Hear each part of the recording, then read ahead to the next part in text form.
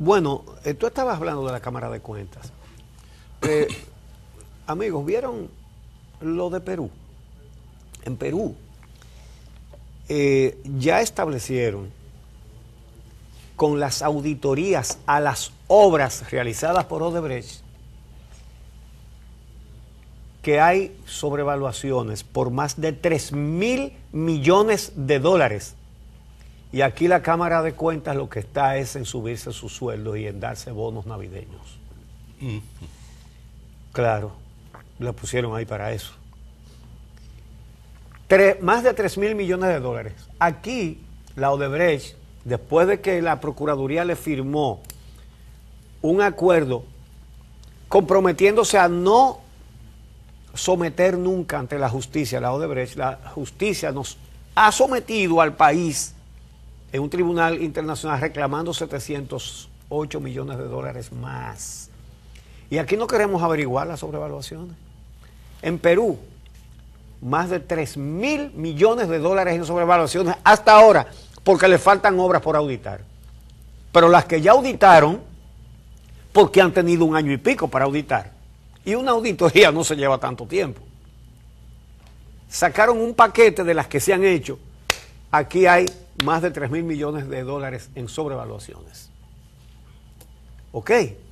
Entonces, hay detalles en la prensa. Eso salió en el día de ayer. Yo lo iba a comentar ayer, pero ayer no tuvimos tiempo. Entonces, mientras los órganos, las entidades que están para eso en Perú hacen su trabajo, en Brasil la justicia hace su trabajo. Y acaban de condenar a Luis Ignacio Lula da Silva. Lo habían condenado a 9 años y medio y le agregaron 2 y medio más ayer. No, lo habían hecho antes en el Tribunal de Apelación. Sí, pero enero. que él estaba a 9 y medio. Sí, pero y después, eso es y que después lo pusieron a 12. En el Tribunal de Apelación lo aumentaron a 12 y algo. Y algunos meses, así es. Sí, así. Entonces, en el día de ayer, Lula recibió 2 tablazos. El primero, el fallo del Supremo Tribunal Federal, que decidió que va a ir a prisión, Sí. a pesar de que su condena será definitiva después de que pase un proceso de apelación. Sin embargo, cárcel. Y el segundo golpe que recibió ayer mismo, bueno, en menos de 24 horas, el juez Sergio Moro, el famoso juez Sergio Moro, que fue el que inició la investigación del caso Lavallato, ordenó la detención de Lula. Le concedió 24 horas que vencen esta tarde a las 5 Sí. para que él se entregue, para no tener que ir a buscarlo preso. Pero si a las 5 de la tarde él no se ha presentado a la policía, será arrestado y entonces lo van a llevar. Lo inhabilitarán para su candidatura. Él es candidato a la presidencia en las elecciones de octubre. No solo candidato, es el candidato con más apoyo popular. Pero ampliamente. En Brasil. Ampliamente. Pero porque, ampliamente. Claro, porque veamos. las encuestas dan como un 36% a Lula. Sí. Y al otro, entre muchísimos. El que está en segundo lugar está como a 15 puntos por debajo de Lula. Exactamente. Entonces, sí. Vamos a ver el caso de Lula. Luis Ignacio Lula da Silva fue un presidente muy democrático, que además su gobierno produjo efectos económicos favorables a los más pobres. La cantidad de gente que sacó de la pobreza, los que la calculan con más, de una manera más conservadora, dicen que sacó a 20 millones Sí. de seres humanos de la pobreza, pero hay quienes dicen que sacó a 45 millones de personas de la pobreza. Figúrense ustedes, aún en un país tan grande como Brasil, esto tiene mucho impacto. Y por lo tanto él es muy popular. Ahora, la condena es por corrupción ¿cómo qué apellido fue que le pusieron? Moderada o algo así. Ajá. Pero entonces también por tráfico de influencia y lavado de activos. Y vamos a ver, el acto de corrupción es que él recibió como un regalito de la empresa constructora OAS un apartamento en una localidad playera, valorado en $1.100.000. Ese regalito. Y lo que han determinado los jueces es que a cambio de ese regalito, él le dio muchísimos contratos de obras públicas a esa constructora OAS. La denuncia la hizo un alto ejecutivo de esa constructora sometido por corrupción, por sobornar funcionarios. Y entonces, ese señor, Leo Piñeiro, que era el presidente de la OAS, para que le atenuaran la pena que le iban a aplicar, dijo, bueno, yo estoy dispuesto a hablar. Y entre las perlas que dijo está esa de que ellos le dieron un apartamento a Lula da Silva. Nunca se hizo un documento, no figura como propiedad de él, no. Y no llegó a ocuparlo tampoco. Claro. Sin embargo, los jueces determinaron que sí era para él, que incluso le hicieron remodelaciones para ajustarlo a la familia de Lula. Aunque él no fuera nunca ni tenga papeles, eso fue para él y a cambio de eso dio contratos. Y por eso está condenado. Entonces, podrá haber sido lo más democrático y lo más eficiente para sacar gente de la pobreza, pero prevaricó, violó la ley. Y justamente están diciendo el PT, el Partido de los Trabajadores, que lidera Lula, que es un juicio político para impedirle ser candidato a la presidencia. Respuesta del juez Yebrán Neto. No juzgamos, lo voy a leer porque es textual y esta palabra pesa cada una de ellas. Oigan esto. No juzgamos al hombre o al personaje, reconocido estadista, sino a quien cometió delito. A ese que estamos jugando. Y dijo que esos crímenes, sin embargo, son más graves por el hecho de que fuesen cometidos por una persona que fue presidente de la República, ya que, según este juez, eso supone una desestabilización del orden democrático. Eso es incontestable. Ese juez está hablando con la verdad. Que haya elementos políticos, uno no lo sabe desde aquí. Bueno, pero sin duda, entonces, y sobre el tráfico de influencia, porque todos estos sobornos de Odebrecht, los presidentes iban donde Lula y de ahí pasaban a Odebrecht, en Brasil. Sí. ¿Verdad? ¿O no era así?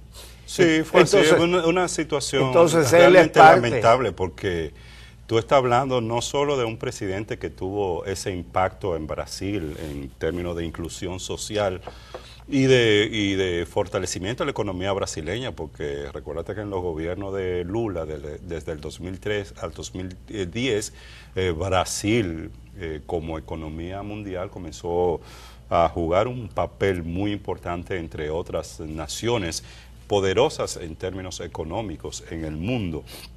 Entonces, Brasil, Lula no solo fue un candidato o un político interno con esas condiciones en materia de gestión, sino en materia política y de su trayectoria personal, porque Brasil viene de los más pobres de los pobres, Lula, perdón, viene de los más pobres de los pobres en Brasil. Y a partir de esa condición de pobreza, incluso que no llegó a estudiar, creo que más allá del cuarto de la primaria, fue un trabajador en el área metalúrgica que fundó el Partido de los Trabajadores y llegó a la presidencia cuando era inimaginable que una persona de extracción social de Lula da Silva en un país como Brasil pudiera llegar a la presidencia. Es decir, su trayectoria personal, su trayectoria política, su gestión desde el gobierno lo hizo ser reconocido como uno de los líderes más influyentes de la región, sobre todo de los líderes de izquierda democrática, más influyentes de la región y del mundo. Por eso uno lamenta situaciones como esta y siempre señala que hay que recordar la necesidad de integrar de manera coherente el ejercicio de la política con la ética. A veces muchos dicen que, bueno, eso es de soñadores, que en la política la ética no vale, sino que hay que ser pragmático y hay que ver hasta dónde se avanza. Pero yo creo que una de las lecciones más claras que quedan con todos estos casos, a partir de lo de Odebrecht, es este tema. Sin duda, el tema de la política está influyendo. Claro, Lula es el candidato más popular ahora mismo.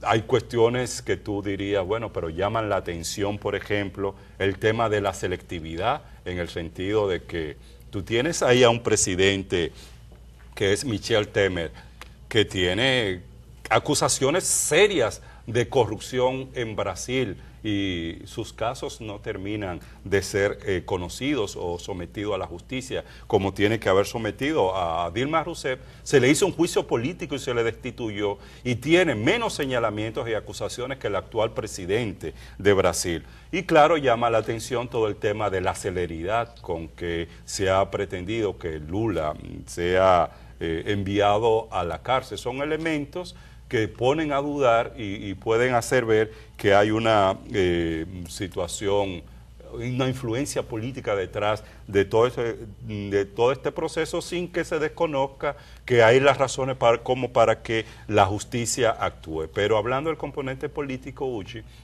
las implicaciones que va a tener esto pueden ser muy graves para Brasil. En estos momentos hay un grave vacío político, no se sabe. Todavía los cercanos a Lula están apostando de que él pueda ir, pero va a ser muy difícil. Va a ser muy difícil que él pueda atravesar las distintas barreras, porque tiene esa barrera o ese impedimento judicial, que a lo que se apuesta es a que el proceso se alargue, porque muy posiblemente otro de los recursos ahora es que la defensa de Lula envíe otra vez al Tribunal Supremo Federal de Brasil un recurso donde diga que hay una inconstitucionalidad en el hecho de que un acusado, sin que el proceso concluya, sea encarcelado. Entonces, muy probablemente este recurso, y además no se ha conocido el fondo, como tú señalabas, el fondo está por conocerse. Bueno, se está apostando en apelación, exactamente, en apelación. Se está apostando a eso, pero ese es un obstáculo. El otro obstáculo es que el Tribunal Supremo Electoral en Brasil también tiene que decidir si acepta o no la candidatura de Lula. Pon tú que sí, que a Lula se le excarcele y que pueda el proceso alargarse y él siga como candidato, pero el Tribunal Electoral tiene que decidir en los próximos meses si Lula puede ser inscrito como candidato, porque la legislación en Brasil es clara en el sentido de que una persona que haya sido condenada en apelación, como es el caso de Lula, o en segundo grado. En segundo grado, él no ha sido condenado en apelación. Bueno, sí, lo que pasa es que hubo un primer grado, que fue el de Sergio Moro. Después hubo otro nivel, que fue el del tribunal a nivel sí, pero él puede apelar todavía. Sí, todavía no se han agotado los procesos. Lo que te digo es que ya al nivel en el que va el proceso, la legislación le impediría electoral que él fuera como candidato. Ahora, una de las grandes preocupaciones en términos políticos en Brasil es quién va como candidato, como el segundo candidato, el candidato de la oposición.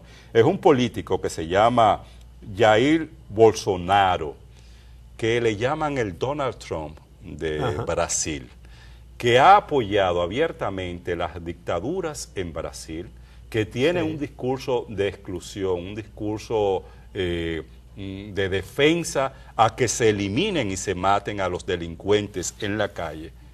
Ese es el candidato que tiene el 20%, es el candidato de ultraderecha que está aspirando a crecer en este vacío político que hay en estos momentos en Brasil. Así que hay que estar muy pendiente de la situación política que se va a seguir presentando en este país. Sí, ahora, ese es el problema de la corrupción. Porque la discusión no puede ser ahora quién es más corrupto que quién. Usted está condenado por corrupción. Y no puede ser que el otro es peor que yo, porque el otro puede ser un asesino o lo que sea. Bueno, pero usted delinquió desde el poder. Y la justicia puede ser selectiva tampoco. No, por supuesto, por supuesto. Lo cierto es que Odebrecht ha causado un terremoto político en el continente entero, menos aquí. Aquí no pasa nada, ni va a pasar. Ya tú ves cómo la Cámara de Cuentas o el organismo que sea de Perú auditó una cantidad de obras de la Odebrecht, no todas, y hasta ahora ha encontrado sobrevaluaciones por más de 3.000 millones de dólares. Y eso está establecido, y eso va para la justicia. Y aquí, la Odebrecht lo que tiene es un acuerdo de que el Estado no la va a someter a la justicia. Ella sí somete al Estado fuera del país para buscar 708 millones de dólares más. Y la Cámara de Cuentas primero dijo que no tenía recursos con qué auditar las obras y después lo que se dedicó fue a su propio aumento de salario ilegal, absolutamente ilegal, y abonos por 500 y pico de millones de pesos. Y además, por eso, cuando se iba a elegir esta nueva Cámara de Cuentas, que ustedes saben que el mecanismo es que la Cámara de Diputados entrevista aspirantes y hace una recomendación y envía ternas al Senado y el Senado elige. Después de que la Cámara de Diputados entrevistó a más de 200 aspirantes que llevaron sus currículums y además fueron entrevistados uno por uno y dieron sus explicaciones, envió las ternas al Senado y en el Senado llegó un papelito que tenía los nombres de los 5 que debían ser, y claro, 4 cuadros del Partido de la Liberación Dominicana y un supuesto independiente que no ha desafinado ni una nota con las otras 4 voces. Es decir, cuando se hace una cosa así, es porque se tiene mucha preocupación con lo que pueda hacer una Cámara de Cuentas que haga su trabajo. Es decir, eso es un seguro obviamente fuera de los preceptos de la ley. Esa es la realidad. Por eso se hizo una reforma constitucional en el 2010 para tomar un control absoluto de todos los órganos de justicia y de control de la administración. Eso es todo lo que hay aquí. En los demás países está pasando otra cosa, excepto en Venezuela. Venezuela y República Dominicana no tienen problemas. México, que está lento también. Están lentos en México también, sí, es verdad. Sí. Pero en la gran mayoría de los países que fueron víctimas de la corrupción de Odebrecht, bueno, en Perú hay cuatro expresidentes. El que estaba ahora, que tuvo que irse. El anterior tiene 1 año preso con todo y la esposa, que fue cómplice. Al otro, a Toledo, me refería a Ollanta Humala. Primero Kuczynski, después me refería a Ollanta Humala. Ahora Toledo, en Estados Unidos, pendiente de un proceso de extradición, porque ya lo pidió la justicia de Perú. Y Alan García, que está allá, creo que con impedimento de salida, bajo una investigación judicial. En Perú también tienen preso a 5 de los más grandes empresarios de ese país por la corrupción de Odebrecht. Y senadores y exministros, y eso a dos por chele. Ha habido consecuencias en Perú. En Brasil tú podrás decir que Temer no es menos corrupto que Lula, y es verdad. Bueno, dice que le tienen el agua puesta, sí, ¿verdad? Entonces, en Panamá, un presidente pedido en extradición a Estados Unidos, un expresidente, Martinelli, sus dos hijos y su hermano también, porque ahí fue una empresa familiar, la presidencia de Panamá. Sí. En fin, en Colombia se está investigando a dos expresidentes. Bueno, a expresidentes y al presidente. Y senadores, exsenadores, ministros, exministros, exviceministros. Hay presos. Hay exsenadores y exministros presos. Aquí todavía nosotros estamos tranquilos. Bueno. Ayer la Marcha Verde fue a la Cámara de Cuentas señalando que es ilegítima, pero eso no va a pasar nada. Y desde el Congreso no se le va a hacer un juicio político, pero porque la Cámara de Cuentas tiene que establecer los sobornos, por ejemplo. Pero ¿y dónde fue que se levantaron las manos para aprobar los proyectos para Odebrecht? Entonces, aparte de que en la Cámara de Diputados hay también un caso parecido de una administración anterior que aprobó aumentos de sueldo, en la de Abel Martínez. Lucía Medina, al frente de la Cámara, no quiso aplicarlo, ¿verdad? Fue prudente, y hay un hervidero en la Cámara ahora mismo. Preocupado. Entonces, para no llamar la atención sobre ese tema, porque le pudiera afectar. Sí, entonces, por múltiples razones, a la Cámara de Cuentas, si quiere se puede hacer 4 aumentos más y no la van a mover de ahí, porque está para que Odebrecht no tenga consecuencias. Eso ni siquiera va